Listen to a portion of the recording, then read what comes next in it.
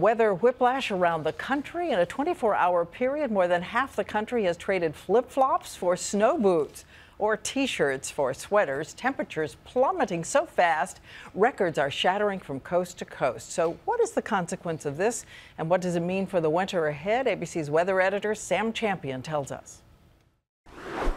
After suffering through the third hottest summer on record, a quick turnaround. A preseason blast of cold air bringing snow in early October from the Rockies to New England. In Vermont last week, tourists were enjoying fall foliage. Today, the red and gold is blanketed with white. Ushering in the snow are record lows. More than half the country is experiencing serious cold. 31 states plunged to below freezing this morning, with 643 record low temperatures in the past week. In Taylors Falls, Minnesota, the wild mountain ski area had its earliest opening ever. Everything lined up just right, and it cleared up last night, and it was dry, the wind was perfect, and it just all worked out. For the first time in early October, temperatures have been low enough to make snow.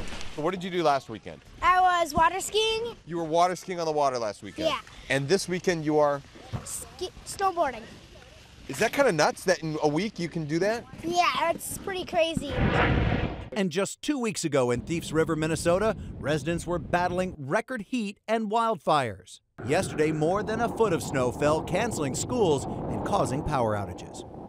Indeed, a quick change. And this first big push is not over yet of the cold air. Let me show you tonight's low temperatures expected. Below normal in Denver, all the way south into New Orleans again, and pretty much the same air you woke up with this morning from Washington to New York to Boston. You'll wake up again tomorrow morning. Now, we believe there'll be a subtle change, but there's more cold air waiting to come down. It was quick. And does it necessarily mean anything for the winter ahead? First push is not an indicator for the rest of the season. And you know I'm not a big fan of long-range forecasters, but we are getting better at figuring out what these world trends will be. For instance, predicting a long drought into the Northwest, and we think a return to snow and a little bit of winter weather on the East Coast this winter.